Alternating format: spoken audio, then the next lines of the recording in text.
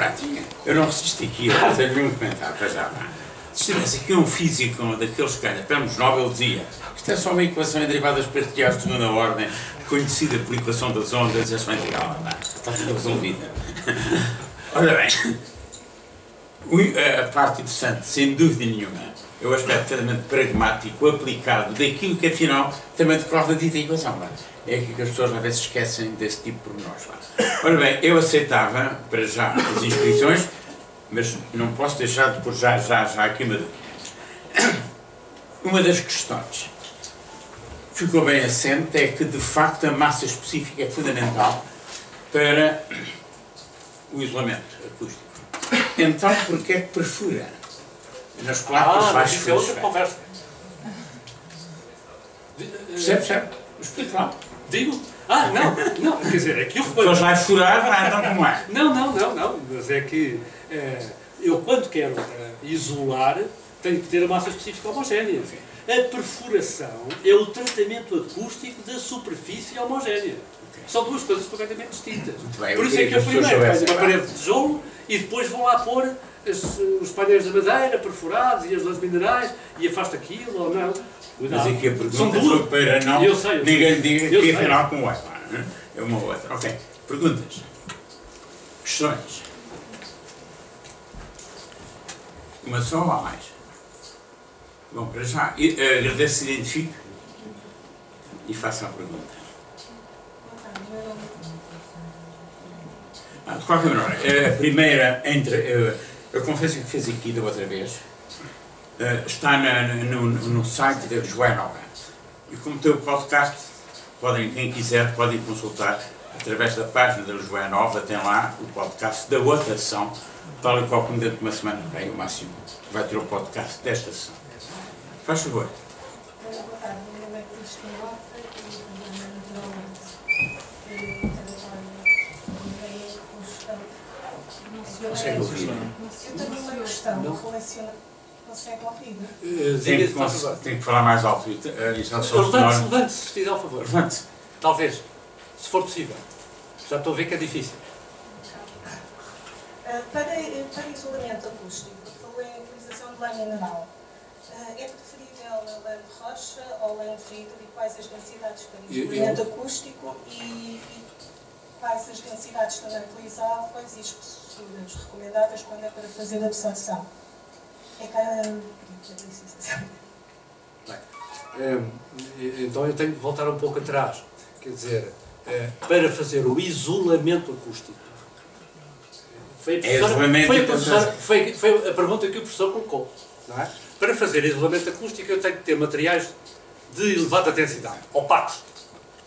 Não é? Portanto, parede de tijolo, quer dizer, painel de gesso homogéneo, quer dizer, painel de viroque, chapa de aço, betão, quer dizer, este tipo de coisa. Não é? Pronto. Isolamento acústico. Para eu fazer condicionamento acústico, ou seja, fazer absorção, então eu vou utilizar elementos de absorção. E esses elementos de absorção é que são, por exemplo, as lãs de rocha, as lãs minerais, as lãs de não sei o quê, as espumas, enfim, os materiais mais ou menos alveolados. Mas, cuidado, porque nós, enfim, estamos aqui numa conversa restrita. Porque, quer dizer, estas espumas e tal, quer dizer, por exemplo, para determinadas bandas de frequência não são absorventes. Só são absorventes para certas bandas de frequência. As mantas de lã mineral absorvem mais de umas bandas de frequência do que outras. Naturalmente que as mantas de lã mineral apresentam características de absorção acústica de uma banda mais larga. As espumas apresentam características de absorção mais sintonizada, em termos de frequência. Assim como, por exemplo, uma coisa que, enfim, um conceito das pessoas, a cortiça é boa para a acústica, não é? Isso é uma ideia um bocadinho errónea. Quer dizer, sem ser, contudo, completamente errada. Porquê? Quer dizer, a cortiça é um absorvente sintonizado, se assim o quisermos. Em função das suas características construtivas e da sua espessura, apresenta uma curva de absorção sonora numa determinada banda de frequência razoavelmente limitada. Fora disso, ela é refletora. Pronto. em função da pretensão dos meus objetivos de projeto, é que eu tenho que ver o que é que eu uso, uma coisa ou outra ou outra. Ok? Pronto. Quer dizer, se eu estiver a tratar do isolamento sonoro, por exemplo, uma máquina, e estou a fazer uma canópia, não é? Epá, para matar o ruído de uma determinada máquina, um compressor, uma coisa qualquer, não é? Epá, me interessa-me ter o máximo de absorção possível em todas as bandas de frequência, em particular as bandas de frequência do ruído da máquina. Mas se eu estiver a fazer um projeto de um auditório, isso é uma conversa completamente diferente. Eu tenho que ter uma contabilização absolutamente fina daquilo que é a absorção sonora numa banda, noutra banda, noutra banda, noutra banda.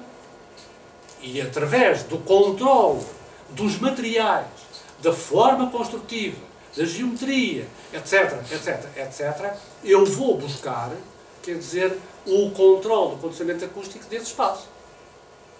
Está a ver? Ok? Pronto. Portanto, quando eu quero isolamento acústico, é materiais de alta densidade. É isto que está aqui. Isto é uma figura que ilustra a lei da massa. Ok? A lei da massa. Quanto mais massa específica, não é? Quanto mais massa específica, é para mais isolamento acústico. Agora, se eu precisar de... no outro dia tive um problema. Fui chamado pela Zogma que querem fazer os ensaios de uns elementos pneumáticos para os aviões. Esses ensaios pneumáticos atingem níveis de ruído da ordem dos 130 dB. Mas são 130 dB de ensaios pneumáticos e uma descarga pneumática, quer dizer, aquilo tem ruído essencialmente de média a alta frequência. Ok?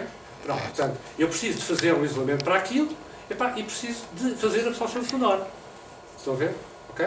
Pronto, portanto, eu tenho que utilizar determinados materiais e determinadas formas construtivas que sejam isolantes e que sejam absorventes daquelas bandas. Portanto, isto é em função da frequência que a gente... Quer dizer, daquilo que são os objetivos de projeto.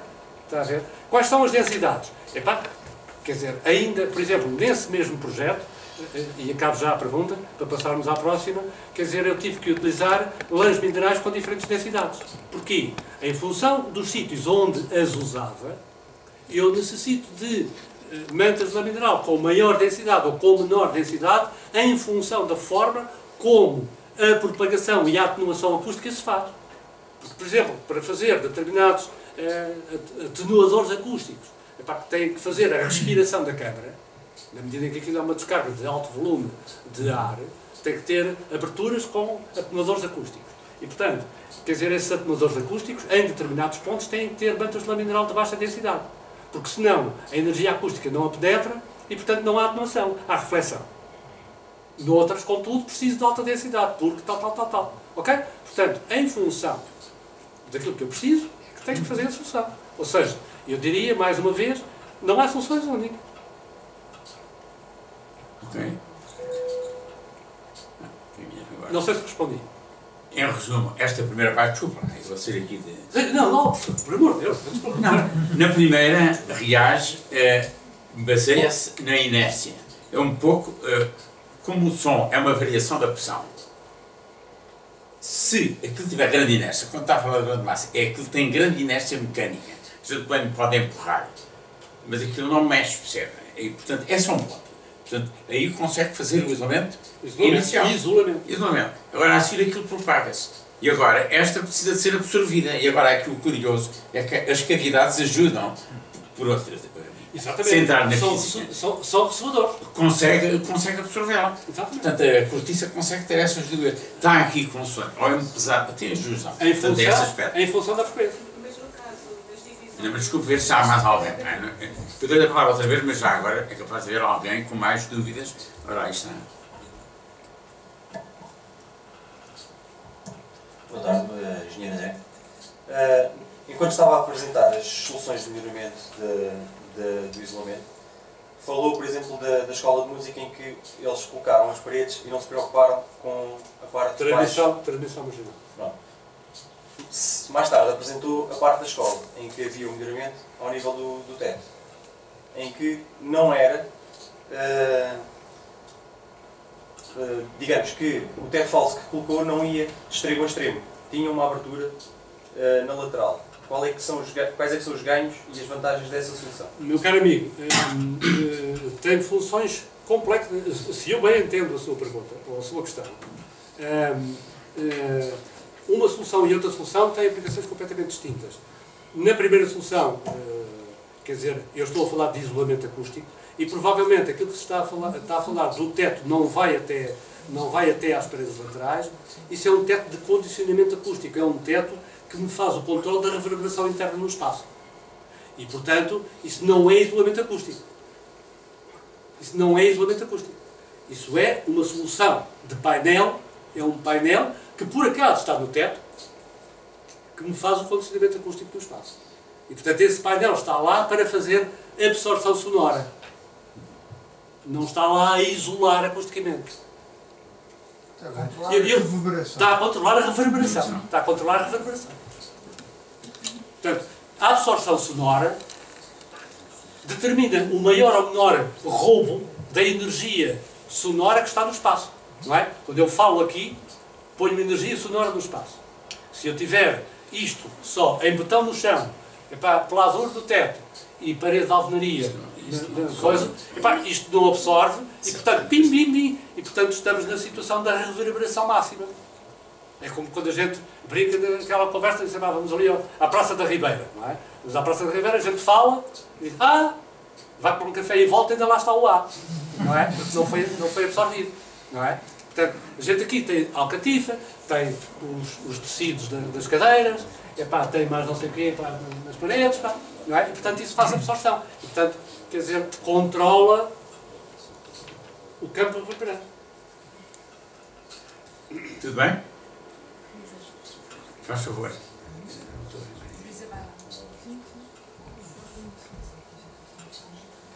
Boa noite, o meu nome é Inês Pinto, eu trabalho na Natural Works também na área de projeto de acústica e uma das soluções de que falou para reforçar o isolamento do ruído aéreo entre paredes foi reforçar a parede com lã de rocha e com pladur. Eu gostava de saber como é que essa solução é fixada de modo a não haver, porque na minha opinião, no meu entender, se a fixação for feita com perfis rígidos, vai haver transmissão de ruído na mesma ou não? Gostava de saber como é que... Naturalmente que há, eu também não falei de tudo, não é? Sim, gostava de saber como é que se contorna esse problema. São só os tópicos, pá.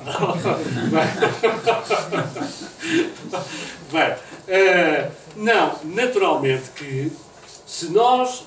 obviamente, para nós fixarmos os painéis de peladura, eles não ficam lá com não sei quantos metros de altura por obra e graça do Espírito Santo. Obviamente tem que se utilizar os montantes. Pronto. Quer dizer, os montantes podem ser fixos rígidos ou podem ser fixos de forma elástica ou através de elementos elásticos. Preferível. Não é? E podem, inclusive, ser separados.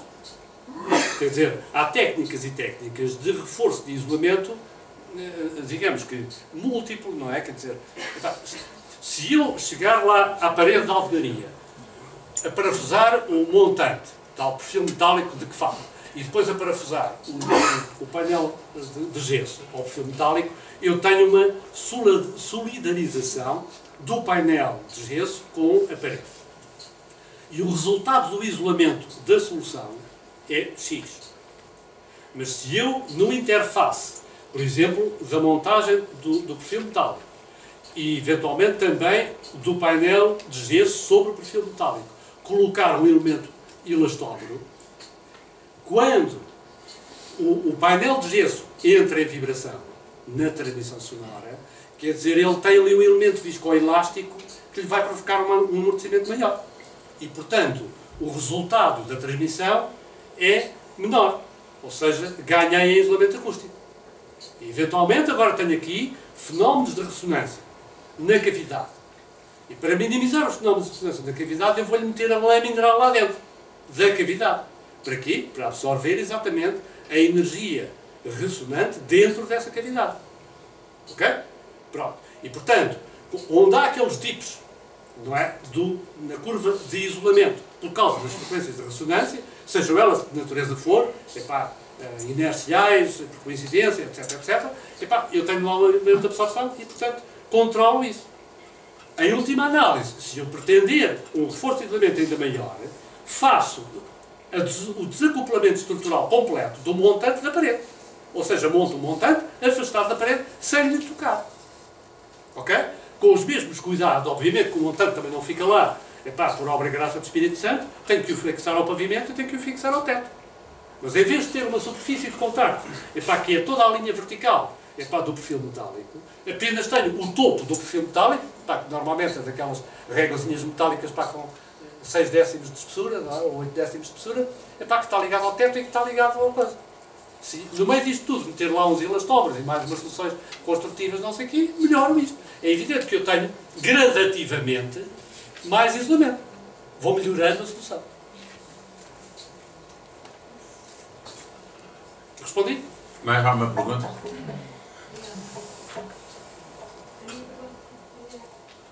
Eu tinha no seguimento desta ideia que tinha a ver precisamente com o reforço acústico através de um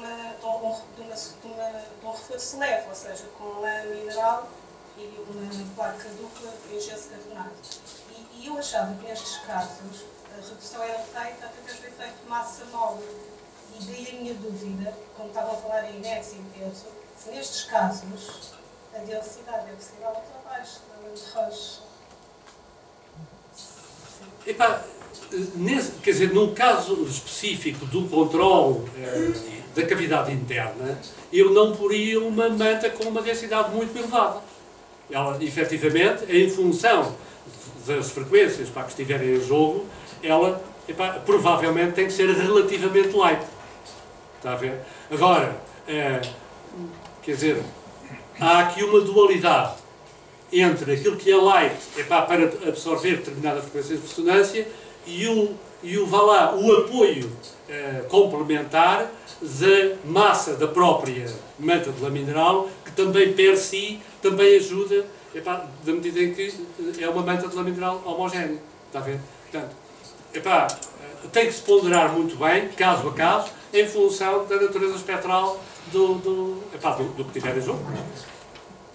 Bem, eu creio que já não há mais perguntas, deixem-me... Mais uma? Não. Penso não.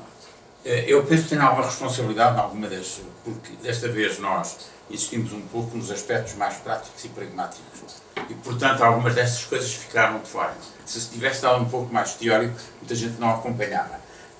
Mas já agora deixe-me fazer uma síntese à minha maneira. Todo e qualquer som é uma forma de energia. E, portanto, aqui há duas estratégias. Ou afastar essa energia para outro sítio, e tem reflexo, grande inércia, aquilo bate na parede e volta, mas continua e dispersa-se. Eventualmente não se dá por ela porque ela ficou tão diluída que já não se dá, ou então tenta absorver-se. E, no fundo, andamos atrás destas duas estratégias. Andamos atrás destas duas estratégias. E, na verdade, isto é física elementar. É física. Isto é física. É física. É elementar na medida em que invoca, para perceber isto que eu acabo de dizer, apenas conceitos bem assimilados de alguns princípios básicos. Conservação de energia, isto é, se ela sair de um lado, vai continuar até que desapareça no outro sob a forma de calor, isso acaba sempre sob a forma de calor, ou afastou-se para o outro lado. E, portanto, e o resto, as equações da física mostram isto, permitem isso tudo. E o que, a meu ver, é exatamente isso que eu gostaria de sublinhar, para terminar, e agradeço ao professor Carlos Fafaiol, é exatamente mostrar, na verdade, o que é um engenheiro. O engenheiro pegou na física fundamental e transformou-a numa aplicação prática. Pode ser o Pladur ou não sei o que, de qualquer maneira. Carlos Fafaiol, muito obrigado pela sua conferência e muito obrigado a vocês todos por terem assistido e cá vai para a próxima. Muito obrigado.